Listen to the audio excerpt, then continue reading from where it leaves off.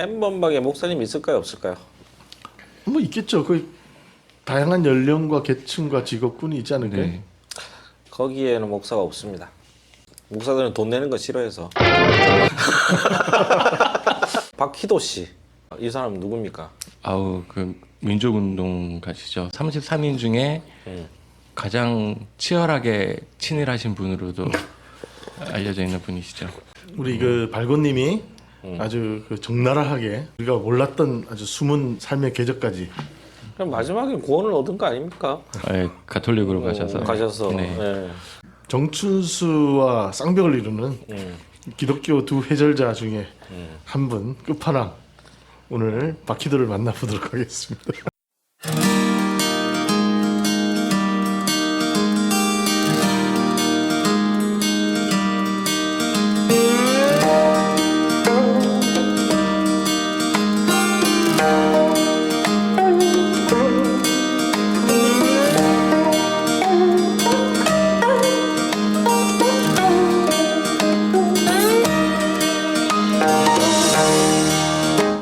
한국 기독교사 터파보기 코알라 복귀 기념 이어지고 있습니다. 자, 이번 시간은 우리 이달의 교회사 할 차례인데 지난주에 광고 드린 것처럼 박희도 씨 맞나요? 네. 네 맞습니다. 씨입니까? 이 사람 누굽니까? 아우 그 민족운동 가시죠. 33인 중에 한 분이시고요. 옹입니까 그러면? 그렇죠. 그리고 옹으로 가야 되네. 33인 중에 가장 치열하게 친일하신 분으로도 알려져 있는 분이시죠. 좋은 사람을 데리고 오지 않아요? 잘. 결국 좋은 사람 데리고 와서 또 까고 뭐 이런 게 저희 3.1운동 민족대표 33인 중에 네. 기독교인이 16명이거든요. 네. 그 중에서 2명이 적극적 친일로 회절을 합니다. 네. 2명 다 감리교입니다. 그렇죠.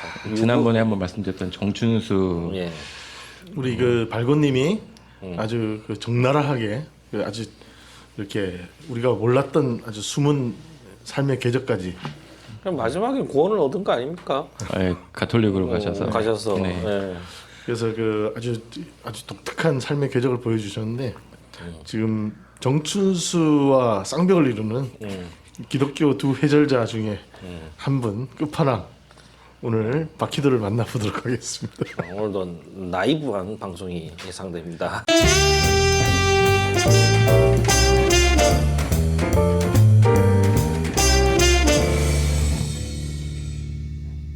네, 출생연도와 사망연도만 일단 먼저 말씀드리면 1889년 8월 11일생이시고요. 네. 1952년 9월 25일 사망하셨습니다. 한국전쟁이 진행되는 중에 돌아가셨어요. 네. 그 백남주랑 비슷한 시기에 돌아가셨네요. 네, 맞아요. 일단 경력도 화려하세요. 그 YMCA 간사하셨고요. 신생활사 사장하셨고 신간에 있을 때 상무집행위원도 하셨고 동양지광이라고 하는 굉장히 탁월한 친일 잡지의 사장도 역임하셨습니다. 탁월하지는 않은데 아무튼 굉장히 그 혁혁한 공로를 세운 친일에 네, 기독교 친일 잡지 중에서는 그 당시 네, 먹어주는 분이셨죠. 얼마나 깔라고 이렇게 세워주는지 모르겠네요. 또. 박희도가 이제 황해도 출신입니다. 해주 출신이고 네. 16살에 기독교에 입교를 해요.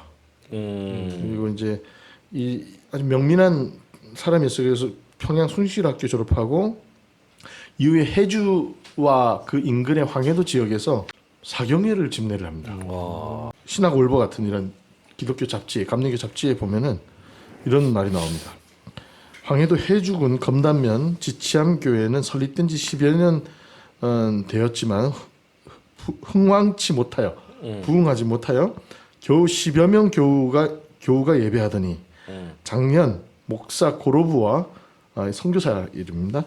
전도사 박희도 양씨가 해주 서지방 교회를 인도하는 중 작금 양년에 남녀 사경회를 수차 개최하였는데 밤과 새벽마다 기도회로 모여 교우마다 자기의 죄를 애통하는 마음으로 자복하여 성신의 감화를 받아 교회가 1층 변화하여 모든 교우가 항상 기쁜 마음으로 힘써 전도하여 남녀가 40여 명 모여 예배하나니 이런 기사가 나옵니다. 이게 1913년이거든요. 그러니까 박기도가 숭실학교 졸업하고 이제 전도사 활동을 하면서 해주 지역에 있는 여러 교회들을 엄청 부흥시키는 부흥사가 됩니다. 네. 그래서 감리교 협성신학교에 입학을 해요. 근데 협성신학교 다니다가 중퇴합니다. 협성신학교는 지금의 감신. 서대문에 있는 감신. 네. 중퇴해요. 당신들 나온 학교. 협성신학교 중퇴하고 그 다음에 어디로 가냐면 연희전문학교를 갑니다. 지금의 연세대학교. 연세대학교. 이것도 당신들 다니는 학교. 근데 연희전문학교도 다니다가 네, 중퇴합니다. 중퇴를 합니다. 이 사람은 신학교도 중퇴, 전문학교도 중퇴. 그리고 그 연희전문학교 다니는 중에 그 학교를 설립해요. 영신학교라는 그 학교를 설립하고 또 선교사가 백허라고 연희전문학교 교수였던 백허 선교사의 총애를 받으면서 백허가 교장으로 있었던 협성보통학교 부교장이 됩니다. 그 아직 신학교도 중퇴하고 연희전문 다니면서 그냥 다른 학교에 부교장을 해요. 네, 보통 사람이 아닙니다. 그러니까 선교사가 야 이놈 봐라 이러면서 픽업해가지고 부교장을 시킬 정도로 리더십도 뛰어나고 언변도 뛰어나고 이 사람이 집회를 하면 애들이 들었다 놨다 하고 뭐 이런 인물이었다. 그리고 이 사람이 이제 전도사를 겸직을 해요. 그래서 저 창의문교회라고 지금의 그 세검정 쪽에 그쪽에서 교회 전도사다 하고 뭐 그럽니다. 그러면서 또 유치원도 설립해요. 인사동에다가 지금의 YMCA 빌딩 바로 뒤에 네. 그 중앙교회에 있는데 그쪽에다가 중앙유치원이라는 걸 설립합니다. 유아교육에 관심이 많았어요. 그래서 유치원 설립자이자 중앙유치원이 나중에 중앙보육학교로 발전하는데 네. 이 중앙보육학교 설립자입니다. 그리고 이 중앙보육학교가 나중에 중앙대학교가 됩니다. 이게 경영난에 처했을 때 이명신이 그걸 하고 인수를 했고 그게 나중에 이제 중앙대로 발전이. 근데 이게 중앙보육학교를 설립을 3.1운동 이후에 네. 이제 설립을 했는데 하다가 오늘 우리가 이제 집중적으로 얘기할 스캔들이 나요. 스캔들이 나서 막 공격을 받으니까 이 박희도가 중앙보육학교 교장직을 사퇴를 합니다. 그거를 이명신이 받아가지고 중앙대학교로 나중에 발전을 시키는 거예요. 그래서 사실은 제가 이 박희도에 대해서 조사를 하면서 알게 된 사실은 지금 흑석동에 있는 중앙대학교의 사실 설립자는 네. 박희도입니다. 근데 중앙대학교 캠퍼스에 가면은 설립자 동상이 네. 이명신이 앉아 있어요. 아. 그러니까 이게 왜 중앙대학교가 아버지를 하지 못하고 이 박희도가 설립한 중앙보육학교가 이명신이 이어받아 가지고 대학으로 발전시킨 건데 네. 이 중앙보육학교의 설립자인 박희도는 중앙대 역사에서는 제가 중앙대학교 역사 책까지 찾아봤거든요. 도서관에 가서 박희도 언급이 안 됩니다. 이름도 안 나와요. 지워버린. 역사에서 지워진 존재다. 전사에 있지 않을까요? 없어요. 없어요. 제가 중앙대학교 대학사를 제가 봤어요. 이명신 얘기만 나오더라고요. 그렇지. 하여튼 세탁을 하려면 깔끔하게 세탁을 해야 돼요. 이런 캐릭터다. 그래서 이 사람은 신학교도 중퇴, 연희전문학교도 중퇴. 뭘 끝까지 하는 변이 없어요. 그러니까 우리로 치면 일 벌리는 놈들 있잖아요. 네. 일만 벌려는 거 똥 못 닦는. 그 연희전문을 중퇴하고 어디로 가냐면 YMCA로 들어가요. 그 YMCA 한국 조선 기독교 청년회 회원부 간사를 맡아요. 그때가 나이가 31살입니다. 31살에 이 서울 장안에 있는 그 중고등학교, 대학교 청년들의 엄청난 선망을 받으면서 청년들의 리더가 돼요. 그리고 위에 이제 종교계 어른들 있잖아요. 어른들하고도 다 관계 마당발이에요. 선교사들하고 잘 알고. 그러니까 이 종교계의 3.1운동 민족대표 지도자들과 뭐 보성학교나 연희전문이나 세브란스나 이런 여러 서울 시내에 있는 여러 대학 학생 청년들의 3.1운동 준비 모임을 중간에서 이렇게 결합시키고 이 종교계와 청년계 학원계가 다 동참하는 거국적 운동으로 중간에서 이렇게 연결고리 역할을 하는 아주 중요한 인물이 바로 박희도였다. 그래서 3.1운동 민족대표 33인 중에서 최연소 민족대표 31세 김창준 전도사와 더불어서 박희도가 제일 어렸습니다. 둘 다 감리교. 그리고 옥고도 가장 길게 치른 편이에요. 3년 2년 아니에요? 2년? 3년 가량. 네. 횟수로 3년인 거군요. 그래서 이 박희도가 젊으니까 전국으로 다니면서 그 전국 각 지역 3.1운동을 지도자들을 교섭하고 각 지역 3.1운동을 리더들을 세우는 일을 전국 네트워크를 조성하는 일을 박희도가 해요. 박희도에 대한 언급이 수원 지역 3.1운동을 주도했던 남양교회 목사 동석기 목사의 취조문에도 박희도 이름이 나와요. 근데 이 취조문 내용을 보면은 제가 날목님이 계시니까 특별히 읽어드리겠습니다. 알겠습니다. 일본 그 경찰이 묻습니다. 그대가 조선의 독립을 계획한 것은 언제인가? 동석기 목사한테 묻는 거예요. 동석기가 대답합니다. 2월 15일부터 20일 사이에 수원의 김세환이라는 사람이 남양에 와서 민족 자결이라는 것에 대해 말했다. 그리고 그 이전에도 박희도로부터 이천에서 이야기를 들은 적이 있다. 아, 이천에서. 그럼 묻습니다. 맨 처음 그대가 이천에서 박희도를 만난 건 언제인가? 2월 10일 경으로 생각된다. 어떻게 이천에서 박희도를 만나게 되었는가? 쌀밥 먹으러 왔습니다. 이천 교회에서 사경회가 있을 때 만났다. 이천교회는 어디입니까? 지금 이천 중앙교회. 그러니까 이전 박희도가요. 저 충청도에서 사경회가 있잖아요. 감리교 목사들하고 신자들이 모여서 성경 공부하는 사경회가 있으면 거기 가는 거야. 사경회에 참여한 사람처럼 서울에서 내려와서 이렇게 얼쩡얼쩡거리다가 밥 먹을 때 뒤에서 3.1운동을 모여 하는 거예요. 그 충청도 당진에서도 홍성에서도 서산에서도 수원에서도 이천에서도 박희도가 막 다돌아다니면서 조직을 합니다. 그러니까 이 박희도의 이 능력이 굉장히 친화력 있고 설득력 있고 말 언변이 좋고 이렇게 그 조직화에 능한 인물이었다 이런 느낌이 듭니다. 그래서 이천 사경회 때 이천 지역 3.1운동을 일꾼들을 이끌어냈다 이렇게 뭐 말씀드렸습니다. 좋은 일도 한 거네요. 네. 그러니까 3.1운동 민족 대표 33인 중에 최연소로 이름을 올릴 만한 리더십과 역량을 갖춘 인물이었다 이렇게 말씀드릴 수 있겠습니다. 공부를 진득하니 해서 끝까지 졸업장 따는 데는 별로 관심이 없고 그렇죠. 이렇게 빨리 일을 벌려가지고 자신의 어떤 존재감을 이렇게 부각시키고 남들 앞에 서는 거 이런 거 좋아했던 그런 사람이었던 게 아니에요. 그 3.1운동을 치르고 옥고를 치르고 나왔어요. 나와가지고 이 사람이 요 얘기만 하고 이제 오늘의 본론으로 들어가는데 아, 이제 본론이 아니다. 기독교- 끝난 줄 알았는데. 아니요. 그 기독교를 처음에 잡았다가 기독교 전도사를 하다가 재미가 없어 신학교 그만둬요. 네. 그 연희 전문을 가요. 그래서 이제 민족 운동을 해야겠다. 해서 연희 전문도 그만두고 YMC로 들어가요. 그래서 민족 운동을 해. 옥고를 치르고 나왔어. 그 나오니까 이 사람이 어디에 빠져드냐면요. 사회주의에 빠져듭니다. 아. 그래가지고 신생활이라는 잡지를 만들어요. 근데 이 신생활이 어떤 잡지냐면은 사회주의 잡지예요. 이 좌익 사상을 이렇게 선전하고 네.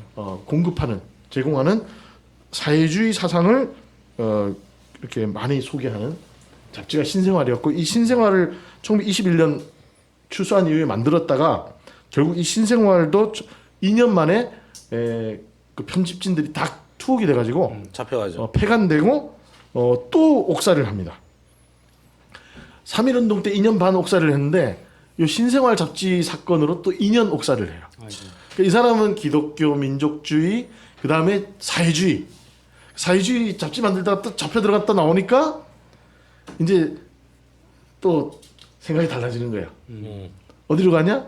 이제 처음엔 유아교육에 내 전담해야겠다 해서 신생활 잡지 사건 이후에 2년 감옥 있다 나온 이후에는 이제 조용히 살겠습니다 이랬겠죠. 그렇죠. 그러면서 중앙보육학교를 만들어요.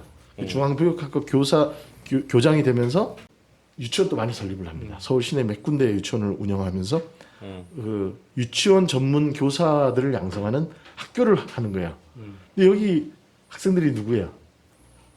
주로 유치원 교사 하면은 여성들이 많습니다. 네. 아 유치원 선생님들이요. 네. 유치원 선생님들을 유치원 교사들을 양성하는 학교를 운영하다 보니까 아 제자들이 여성들이 많은 거예요. 아. 요게 이제 1930년대 초반입니다.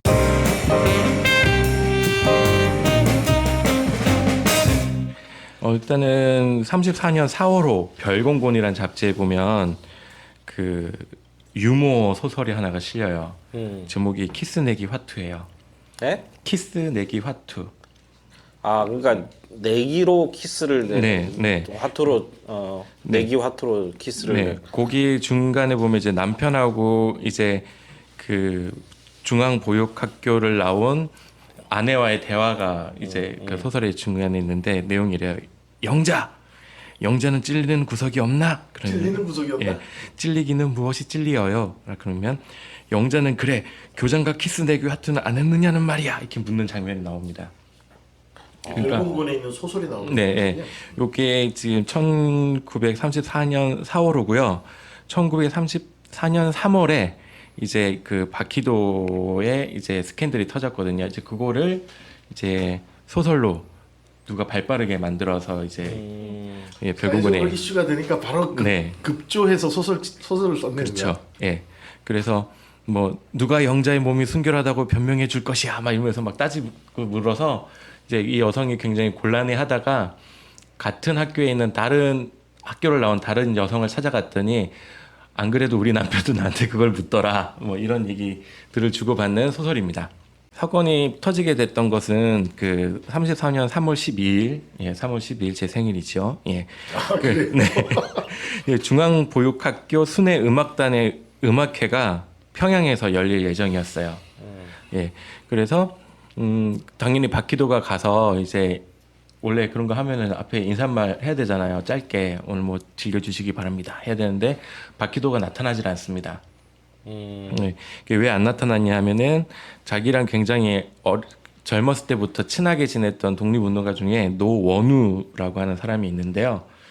이 사람이 바퀴도를 만나겠다고 찾아왔기 때문에 차마 만나지 못하고 그 사람을 피해서 숨어 있다가 그 다음날 아침에 자기와 친한 직원들 10명 정도를 데리고 다른 지방으로 도망을 쳐요. 네. 왜 행사를 아예 안 행사는 진행이 됐는데 행사는 진행됐는데 앞에 연설을 못 하고 톡였다는 거죠. 네, 톡였다는 거죠. 그래서 노원우 씨가 굉장히 화가 많이 나서 그날 밤에 이제 칼을 들고 바퀴도를 여기저기 찾아다니다가 노은우 씨랑 친했잖아요. 네, 친구지간이었죠. 네, 굉장히 어렸을 때부터 친한 친구였고 이제 노원우 씨가 자기 와이프가 이제 그 아이를 그 아이가 3살 때 죽거든요. 죽고 너무 시리에 빠져 있으니까 너 공부 좀 더 해라 마음도 추스릴 겸 하고 이제 바퀴도가 교장으로 있는 그 학교에 학생으로 보내면서 그 집을 구하기가 힘드니까 바퀴도한테 야, 니네 집에 좀 얹혀 지내게 해달라. 아이고. 그래서 바퀴도 입장에서는 그 친구 와이프지만 또 굉장히 한 17살 정도 차이가 났대요. 그래서 자기 딸이랑 비슷한 또래기도 하고 해서 딸같이 생각하고 자기 집에 방 한 칸을 내줬다고 합니다. 그러니까 노은우도 사실은 동갑이었을 거 아니에요. 그렇겠죠. 어렸을 때부터 친구니까요. 그 노은우도 17살 연하의 아내와 살았던 거네. 네. 그래서 아무튼 12일 밤에 소동이 벌어진 다음에 3월 17일에 조선중앙일보에서 단독 특종으로 이제 보도를 하는데요. 그 내용은 좀 세게 썼더라고요. 교육계의 대불상사, 제자를 유인하여 정조 유린을 감행, 중앙보육학교장 박기도 씨의 추행을 피해자가 폭로라고 하는 제목으로 대서특필을 합니다. 네, 그 내용이 뭐냐면 그 여성분이 이 여성분 이름 얘기해도 되나? 네, 아무튼 윤신실. 뭐 옛날 네, 잡지에 예. 다 밝혀진 이름인데요. 윤신실 미모의 학생, 예, 윤신실 씨가 이제 그 어느 날 좀 조심해 주십시오. 미모 이렇게 자꾸 아니, 평가하지 요거는- 마시고. 그거는 이렇게 인용 불편하네 불편해. 조선중앙일보에 실린 기사 내용을 네, 아이 감수성이 좀 그러시네. 근데 진짜 미모예요. 그건 모르겠어요. 요거는 사진이- 몽타주. 몽타주예요? 잡지에서 네. 그 분이 이제 수기를 쓴 거예요. 왜 수기를 썼냐? 처음에 뭐라고 얘기했냐 하면은 노원우 씨가 사업에 실패를 하고 나서 너 그때 왜 그 공부하다가 중간에 때려치고 돌아왔냐 뭐 이런 얘기를 서로 이렇게 주고 받은 거예요. 그 와이프랑. 그러면서 서로의 가슴 속에 차마 말 못하고 있었던 비밀들을 털어놓기로 하고 자기 먼저 비밀을 털어놓고 진실 게임을 한 거네. 뭐 말하자면 그렇죠. 아내한테 얘기를 물어봤더니 아내가 나는 말 못한다 하다가 옛날에 자기가 썼던 수기를 보여준 거죠. 근데 거기에 이제 있었던 내용을 보고 빡이 쳐가지고 네 이게 된 겁니다. 내용이 이래요. 그 어떤 날 몇몇 학생이 놀러 왔는데 바퀴도의 말이 키스 내기 화투를 하자 하여 화투를 하다 간 후 나는 그 집에 살기 때문에 혼자 남아 있는데 나를 끌어 키스하고 자기의 침대에 눕히고 나의 요 뒷부분 좀 세니까 넘어갈게요. 그러면서 마음과 몸이 약한 탓에 정조를 빼앗겼다. 이렇게 쓴 거예요. 예. 어쨌든 교장이 이제 그 제자의 정조를 유린한 것도 문제고 학생들이랑 키스내기 화투를 쳤다라는 것도 문제죠. 참고로 지금 이 사건을 터뜨린 조선중앙일보는 예. 어떤 신문이냐면은 민족운동가 예. 창해 임시정부 외교부에서 일하셨던 몽양 여운용 선생님이 사장으로 있었던. 지금은 뭡니까? 지금 없어졌어요. 없어졌어요. 그러니까 일제 말기에 그 일장기 말소 사건 송기정의 마라톤 예. 금메달 수여 그 일장기 말소 사건으로 인해서 이제 일제 탄압으로 인해서 나중에 이제 정관됐다 폐간됩니다. 그래서 조선중앙일보는 굉장히 민족주의가 강한 신문이었고 사장이 여운형이었기 때문에 이런 민족운동가 출신 중에서 일제 친일 부역하면서 회절하는 인사들에 대해서 굉장히 비판적인 논조를 가졌던 그런 신문이었고 그렇기 때문에 제일 먼저 터뜨린 거죠. 네.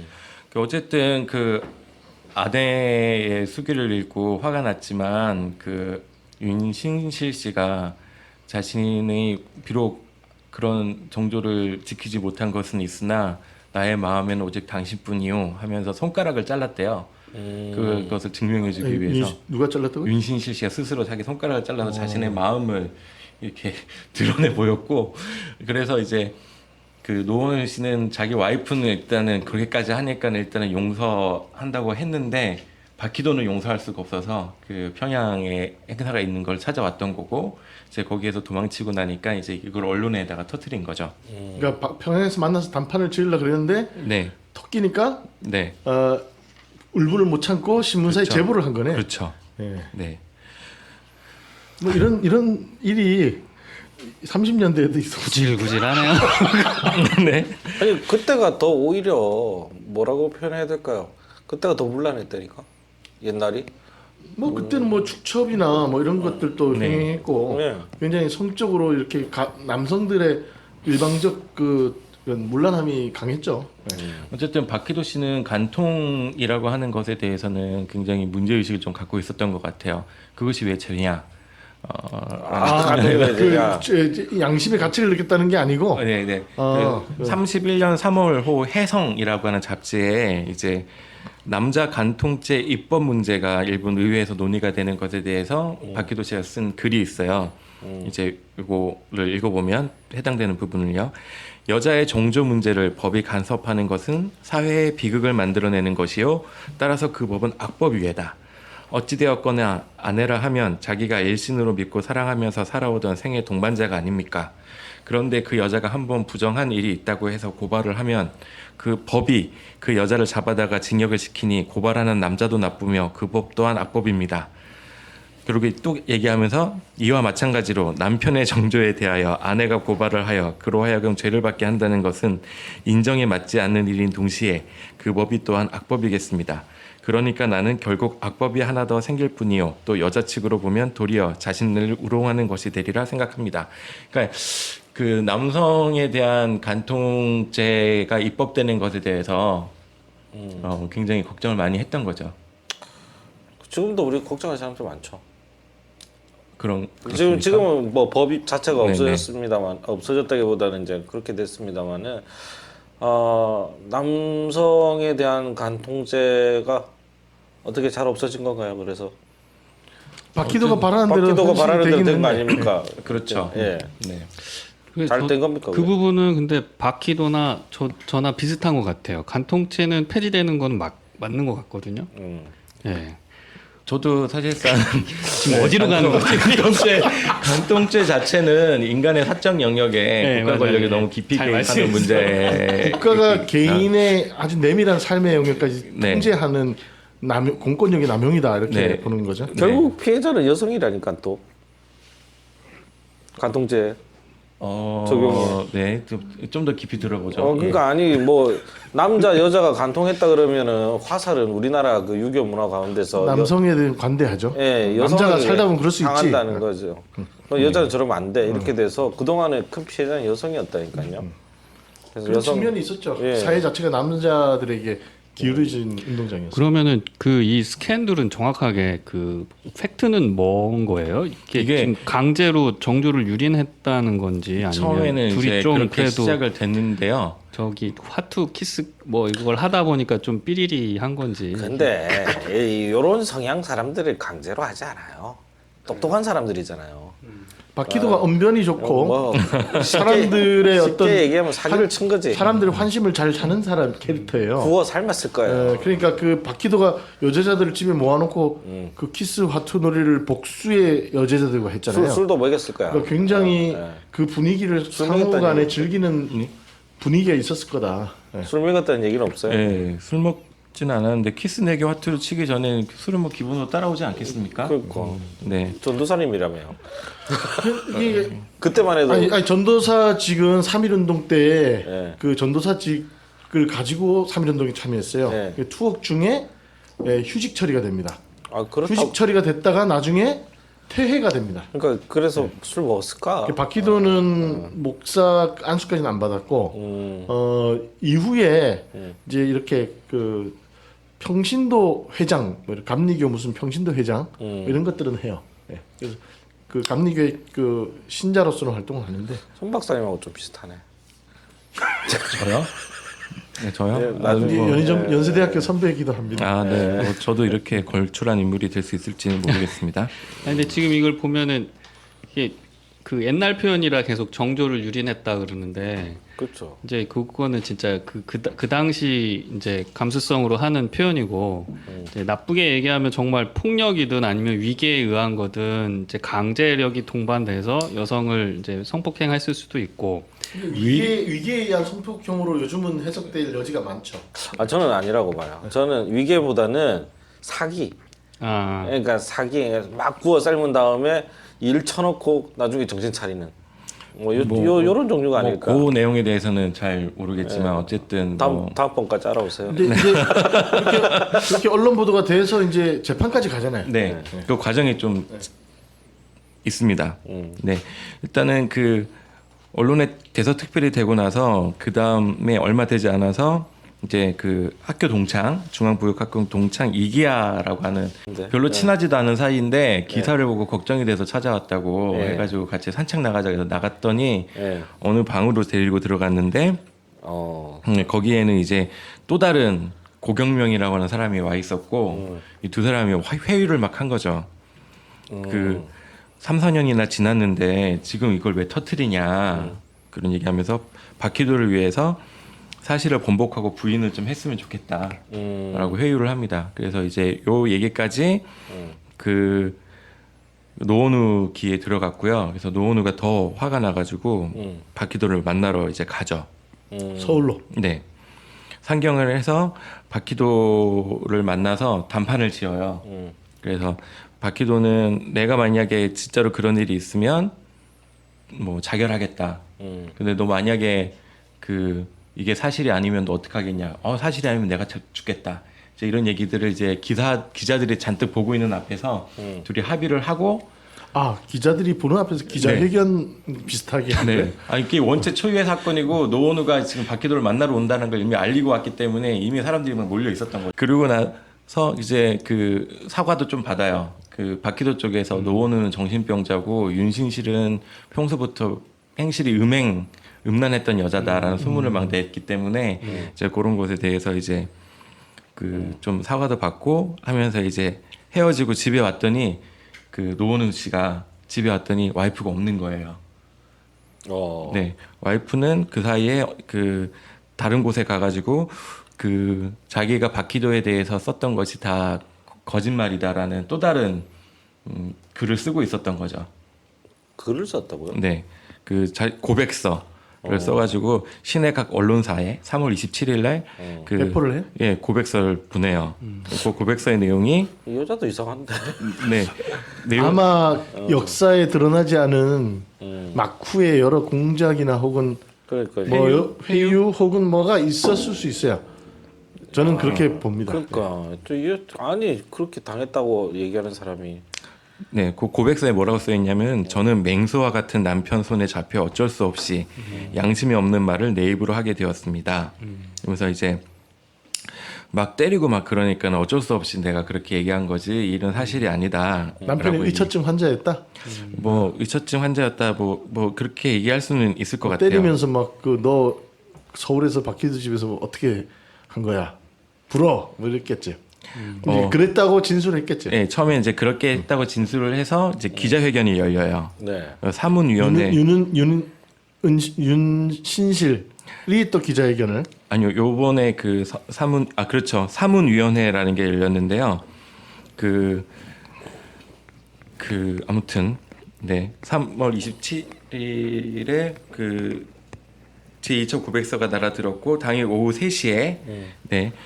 종로에 있는 백화번이라는 곳에서 이제 박희도 사건의 진상을 말하겠으니 와달라라고 기자들을 초청을 해서 사문위원회라는 게 열려요. 여기에서 이제 그 중앙보육학원의 인사들이 대거 이제 배치를 하고 사회를 보는 상황에서 이제 윤신실 씨의 그 양심 선언 같은 게 일어나는 거죠. 네, 아무튼 거기에서 남편이 협박하는 바람에 안이 쓰고는 목숨을 유지할 도리가 없어서 거짓으로 쓴 것이다.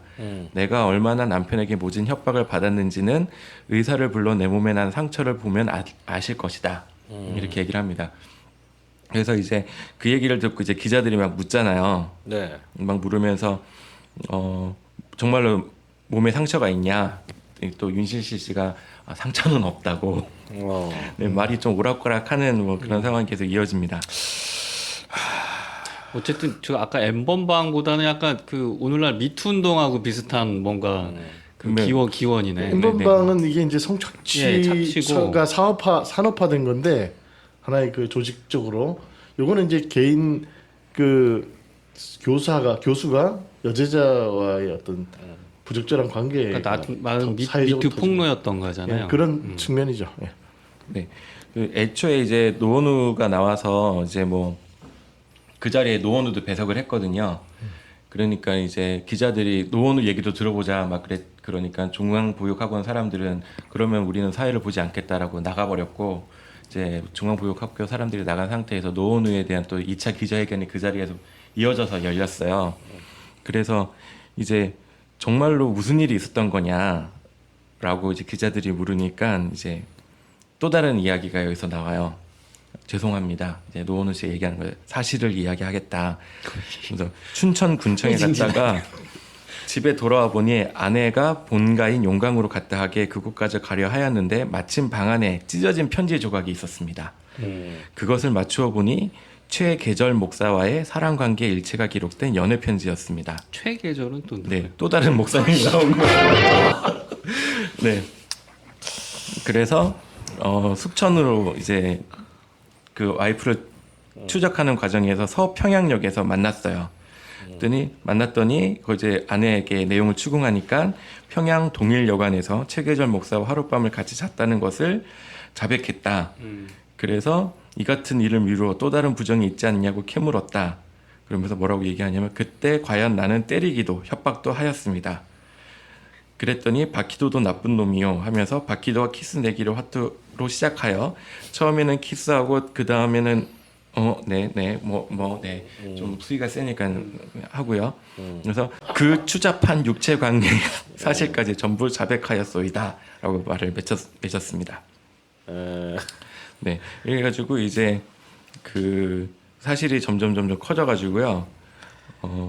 따지고 보면은 이제 처음부터 이때까지 박희도, 노원우, 윤신실 이 세 명 중에 사실을 있는 그대로 얘기한 사람은 아무도 없는 거죠.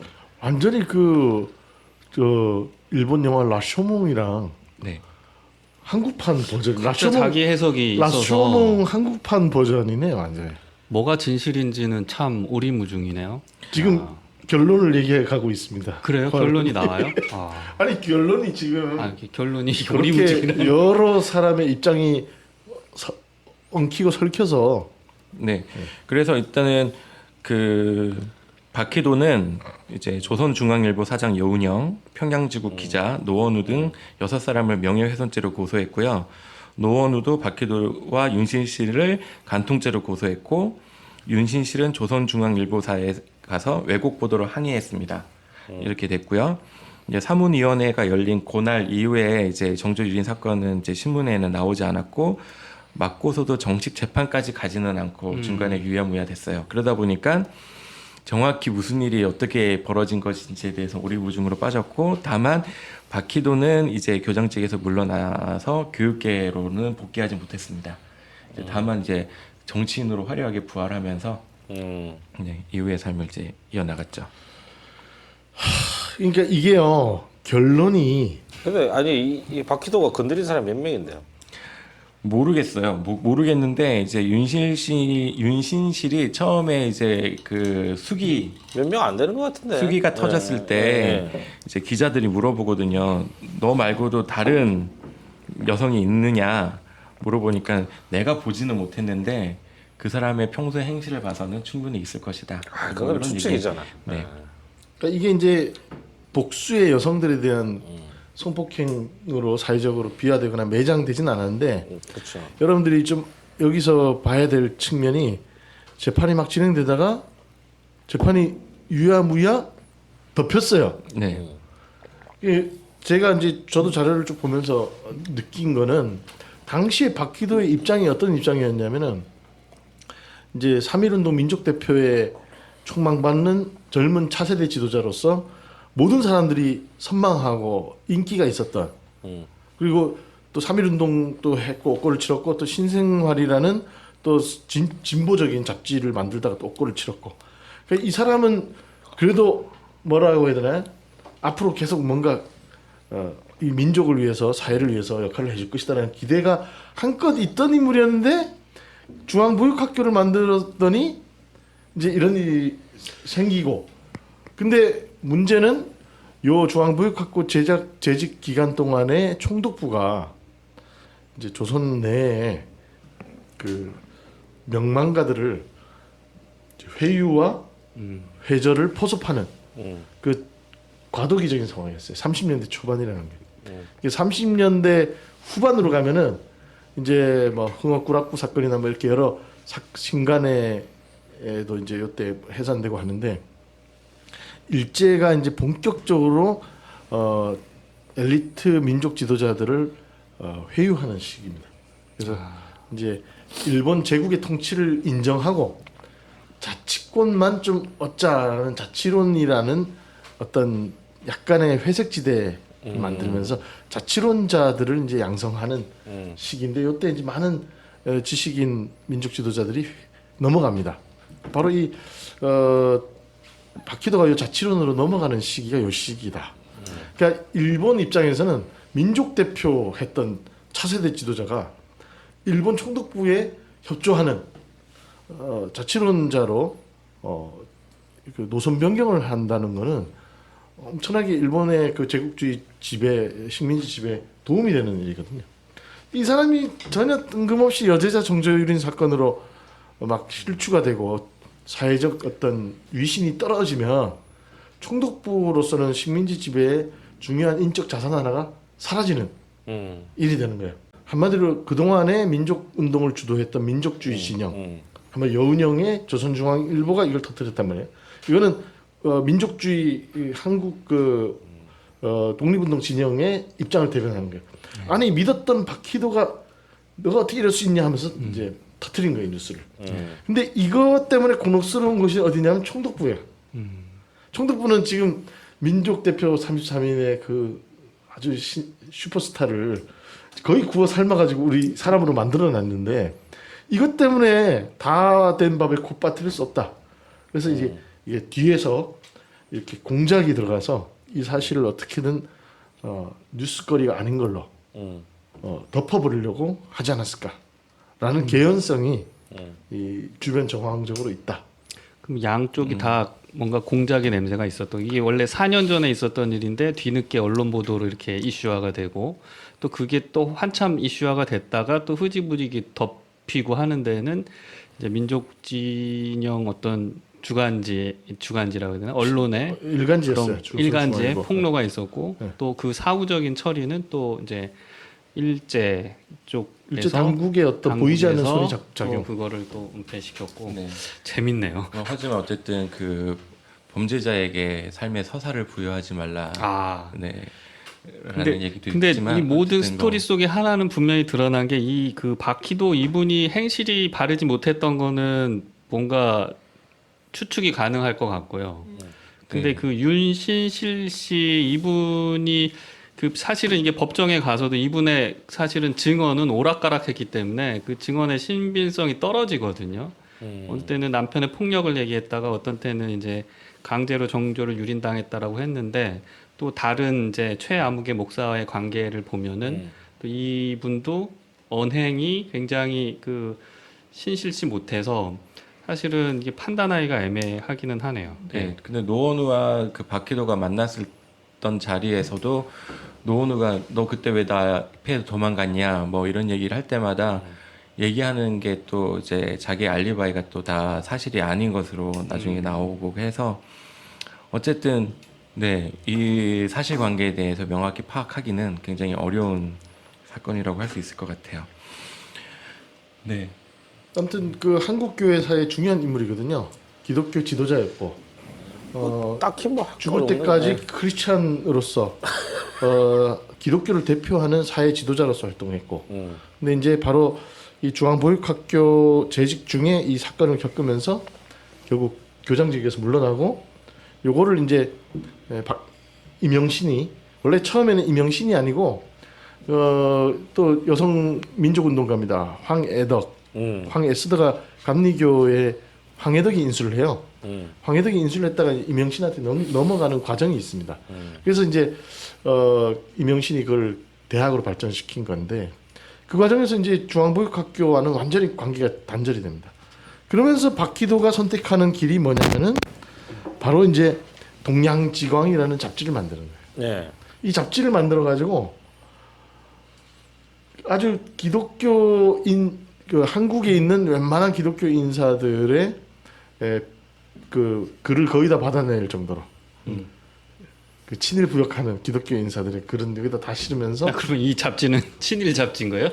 그 총독부 이제 이게 동양지광이 창간된 게 1937년이니까 중일 전쟁 네. 직후 이제 아시아 대동아 공영권이 이제 일제의 손바닥에 다 들어왔다, 손아귀에 들어왔다. 이제는 일본 세상이다라는 결론이 확고부동하게 났을 때 박희도는 이 시류에 제대로 편승하는 사람이거든. 그래가지고 총독부를 찾아가가지고 내가 이런 잡지를 만들 테니까 앞으로 우리 잡지 이뻐해 주세요 이러면서 엄청난 선전 활동도 합니다. 네, 아무튼 동양지광은 굉장히 그 뭐지 친일명 사전 같은 거 보시면 굉장히 자주 등장하는 동양지광이 했던 거는 이제 내선 일체를 엄청나게 선전했고 일본과 조선은 하나다. 그다음에 이제 바로 이제 조선인 그 뭐라고 해야 되나 파병 조선인 그 태평양 전쟁에 참전 학도병들이여 일어나라 이런 그 한국 청년들 학생들을 전쟁에 참여시키는 이런 글들을 많이 게재하면서 본인도 글을 쓰고 본인도 글을 엄청 씁니다. 그런 글 잡지를 발행인이기도 하고. 예. 그래가지고 이 동양지광을 총독부가 처음에 뭐 이 사람 또 왜 이렇게 오버해 이러면서 처음에 좀 경계도 하고 별로 마뜩찮아 했는데 어쨌든 그 박희도의 동양지광을 통해서 교회에 많은 어떤 친일을 유도하고 많은 청년들을 전쟁터로 보내는 그런 일에 선봉장 역할을 했다. 펜으로 그의 그 유려한 글이 엄청 멋있어요. 글을 잘 써요. 한번 제가 읽어보면은 한번 소개를 해볼까요? 조선인 스스로 자진해서 진심으로 일본 국민이 될 수 있는 것이 가장 필요하며 내진 측은 그렇게 되도록 조선인의 유도를 맞지 않으면 안 되고 서로에게 이 자각이 하루라도 신속해지면 반도인은 하루라도 빨리 일본 국민이 될 수 있을 것이다. 뭐 이런 말들을 씁니다. 그러니까 조선인들이 완전히 일본의 내선 일체로 일본 국민이 되어야 되고 그러기 위해서는 일본이 수행하는 전쟁에 우리가 적극 부역해야 된다. 뭐 이런 글들을 씁니다. 때에 따라서 그 시대에 굉장히 필요한 글들을 굉장히 잘 쓰시는 분이에요. 20년대 때는 또 이제 한국의 좋은 사회가 되기 위해서 무엇이 필요하냐 그랬을 때 도덕성이라는 이야기들을 굉장히 여러 번 하시면서 그 사회에 깊은 울림을 주신 분이시기도 하죠. 이건 친일 부역과 전쟁 참여에 대한 어떤 이런 선동 이런 거 제외하고 농촌 계몽 운동이라든가 이런 사회적 기독교의 사회적 책임 실천 이런 거에 대해서 좋은 걸 또 많이 썼어요. 그러니까 이게 이중적인 거죠. 이제 교회가 사회에 열심히 참여해야 된다. 근데 좀 더 오버하면서 일제 전쟁에도 참여해야 된다. 종교 보국해야 된다. 이제 그런 식으로 발전하면서 이 사람은 철저히 각 시대의 대세, 기독교, 민족주의, 사회주의, 그다음에 이제 교육 운동으로 학교 사업을 열심히 하다가 이제 삐그덕 넘어져가지고 이제 완전 철저히 친일 부역으로 가는 그런 삶입니다.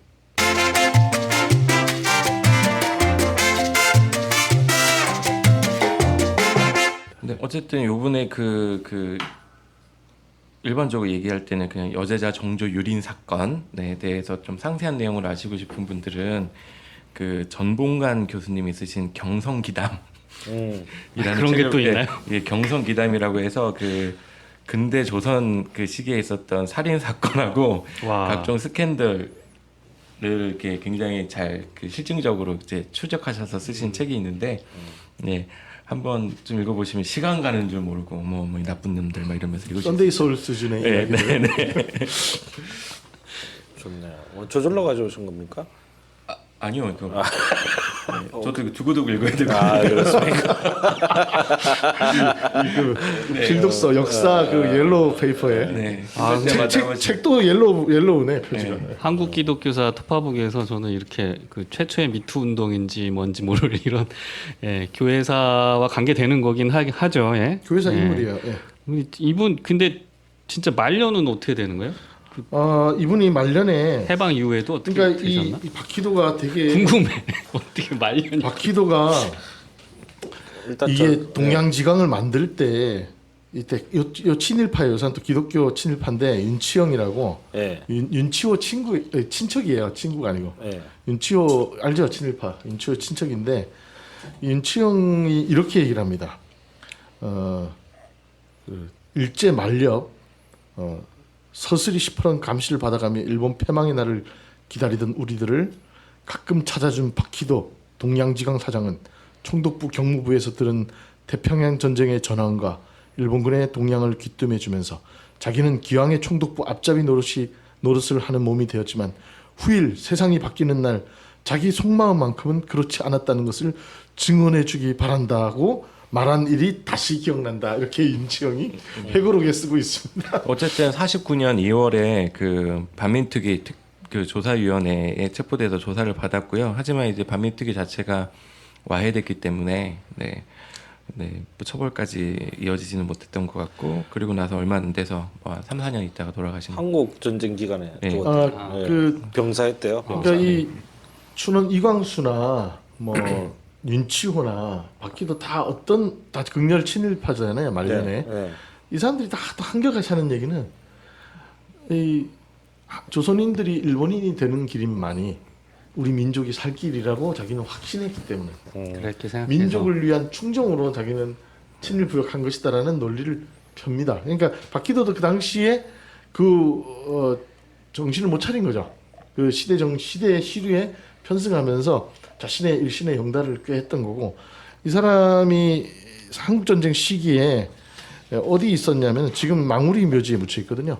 저기에 구리하고 중랑구 경계선에 있는 거기가 산이 용마산이죠. 예. 용마산 자락에 있는 그 망우리 묘지에 묻혀 있는데 이 쓸쓸하게 1952년 한국 전쟁 시기 중에 이제 돌아가셔요. 근데 이 사람이 묘비도 없이 묻혀 있다가 나중에 그 한국 전쟁이 끝나고 육군 정문 학교에서 1958년에 박희도 묘비를 세워줍니다. 왜요?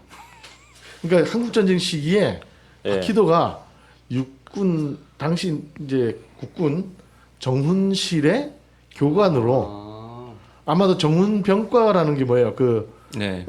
병사들에게 예. 적개념 확립을 시키고 정신무장을 해주는 정신무장을 시켜주는 비슷한 일을 하셨네. 이런 그 언론과 공부 활동을 하잖아요.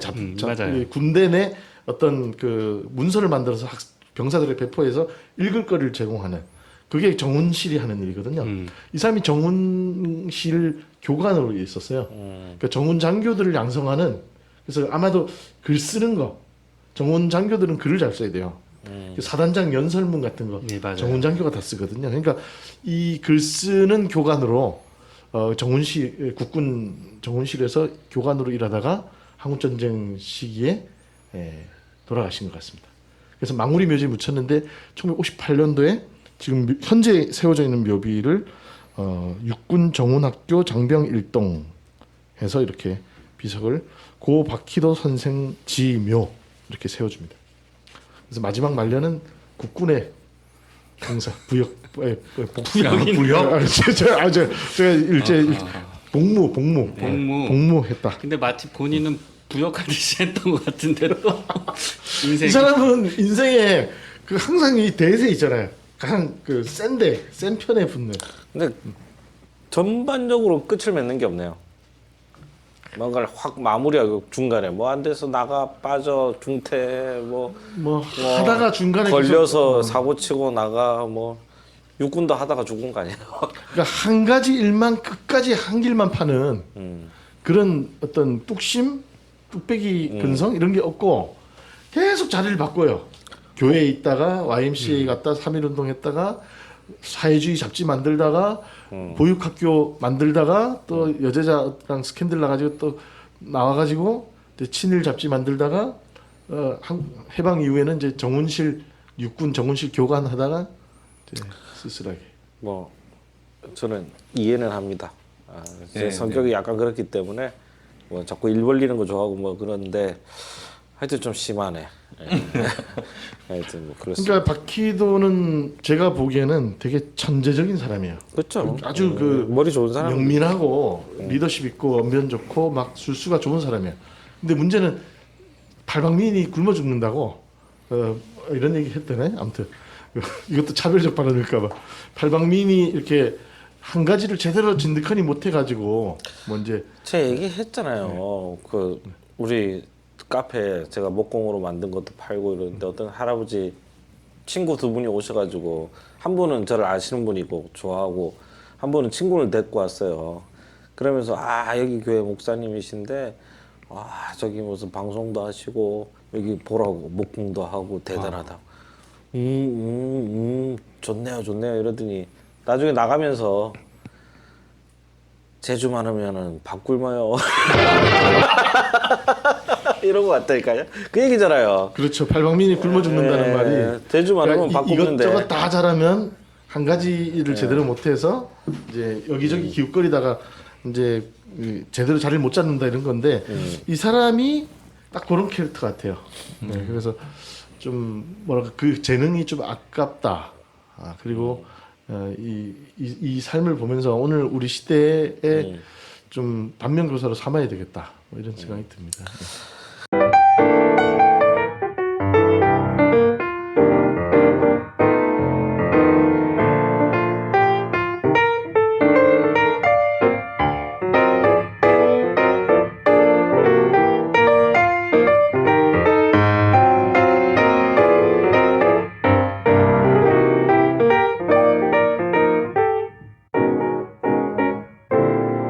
알겠습니다. 오늘 또 박희도 옹을 또 살펴보네요. 또 역시 우리 감리교 다이나믹합니다. 감리교는 다양성이 엄청나게 무장되는 정말 다양한 캐릭터들이 있어요. 참. 하여튼 아직도 뭐 박희도 선생이 뭐라고 표현? 박희도 옹의 뒤를 잇는 또 분들도 계시고 그렇죠. 네. 그러니까 이게 헤아릴 새 것이 없다. 다 배운 게 아닌가 뭐 이런 생각을 해봅니다. 자, 길어졌네요. 자, 네. 마무리하도록 하죠. 우리 한 말씀씩 하시고 넘어가죠. 우리 손 박사님, 먼저 네. 정리를 해주십시오. 일단 제가 예전부터 이 바퀴도를 꼭 하고 싶었었는데 예. 네 오늘 감리교인이라서 네 원체 좀 드라마틱하고 좀 더 깊이 파고들지 못했다는 점에서 좀 아쉽다랄까 네 그러니까. 뭐 하지만 네 시간 관계상 네 깊은 얘기 나올 때마다 회피를 하시더만. 아니요 깊은 얘기인데 너무 그 적나라하니까 네그 묘사 이런 게 이제 그러니까 뭐, 경성기담에 있는 경성기담의 건가요? 책이 네, 갑자기, 네, 네. 갑자기 팔리겠는데. 네, 그 경성기담에서 인용된 문 이게 글로벌 그린 뉴딜이 아니라 지금 경성기담이 지금 빨리겠어. 지금 저기 사진으로 찍어서 단톡방에 좀 네, 아주 근데 중요한 부분도 좀 올려주십시오. 빠져들듯이 이렇게 돼요. 네, 뭐 마리아 참살 사건 이런 것도 보면은 막 주범이 누구인지 세상에 다 아는데 네. 그 사람은 기소가 안 되고 정보만 갖고 재판하고 막 그러거든요. 되게 재밌습니다. 아 이분 전봉광 씨가 부산에서 태어나신 분이네. 아, 또 역시 어떻게든 엮으려고. 네, 달라. 네. 자 우리 홍 박사님. 네, 사실 제가 오늘 좀 원래는 손 박사님 시간인데 제가 오늘 좀 뭐 숟가락을 많이 얹던데. 분담을 많이 했어요. 왜냐하면은 제가 작년에 3.1운동 100주년 맞아서 한국기독교역사연구소에서 기독교 민족대표 16인이라는 책을 냈어요. 네. 근데 거기에서 정춘수를 손 제가, 박사가 예. 맡고 박기도를 제가 맡았어요. 아무도 안 하려고 하는 사람을 저희들한테 맡겨서 제가 박기도 쓰래요. 그래서 한번 써보겠다고 했는데 박기도에 대해서 제일 적나라하게 제대로 된 연구서가 저 책이에요. 경성기담이에요. 그래가지고 제가 선행 연구가 별로 없더라고요. 김승태 박사님이 쓰신 한국 기독교 역사적 반성이라는 그 책에서 네. 박기도에 대한 짧은 소개가 있는데 논문이 정식으로 없어요. 그래서 제가 박기도에 대해서 굉장히 선행 연구가 없다는 것에 일단 놀랐고, 근데 자료를 리서치를 해보니까 또 자료도 굉장히 많아요. 이렇게 자료가 많은데도 왜 아직까지 연구가 안 됐을까? 더러워서. 그리고 심지어 중앙대학교의 실제적 설립자가 박기도인 거를 저도 이제 쭉 자료를 보니까 확인이 되는 거예요. 근데 중앙대학교 홈페이지에 가봐도 중앙대학교 역사책에 봐도 박기도 이름은 안 나와요. 아, 역사에서 완전히 지워버리고 싶은 인물이 되어버렸구나. 굉장히 슬픈 인생이에요. 비극적인 인생인데 이 사람도 그래도 열심히 살았다. 사진 보면 막 엄청나게 뭐 매력적이고 이런 얼굴은 아닌데. 근데 아무튼간에 이 박기도 자료들을 쭉 보면서 아직도 제가 다 소화를 못했어요. 이번에 기독교 3.1운동 기독교 민족대표 16인이라는 책에 이 박기도 편을 쓰면서 박기도를 새롭게 많이 알게 됐습니다. 그리고 앞으로도 연구 과제가 많은 인물이다. 우리가 훌륭한 인물만 주로 연구를 많이 하는데 이런 사람도 연구를 해야 되겠다라는 교훈을 얻는 그리고 앞으로 과제가 많은 그런 중요한 연구 대상이 박기도다. 그리고 오늘 한국교회 목사님들 중에 박기도의 후예들이 많잖아요. 아 그럼요. 이런 사람들의 정신 세계를 분석하는 데 있어서 또 중요한 하나의 바로미터가 되지 않을까 그런 생각이 들었습니다. 앞으로 박기도 많이 관심 부탁드립니다. 알겠습니다. 자 우리 코알라님. 예, 오늘 정말 오랜만에 이렇게 한기톱 멤버들과 같이 했는데요. 첫 번째 시간도 그렇고 두 번째 이 박기도라는 분도 그렇고 정말 인상 깊고 저한테는 정말 개인적으로도 반면교사가 될 만한 분이다. 저도 그 신학교에 갔지만 네. 예, 졸업은 어떻게 했어요. 근데 이제 제대로 공부도 못했고 뭐 딴 대학에 가서 공부를 하려고도 했는데 또 그 길로도 잘 못 갔고 예. 그래서 뭐 이것도 하다 저것도 하다가 지금 이제 몽골 사막화 방지 현장에 가 있는데 이게 또 그 뭔가 그 스캔들 야 이런 걸 조심해야겠구나 생각이 들면서 왜냐하면 이런 게 이제 삐끗하면 그 좋은 어떤 재능을 이렇게 발휘할 수 있는 역사와 사회와 민족을 위해서 기회가 잃어버려지고 개인적으로도 정말 엉뚱한 길로 갈 수도 있거든요.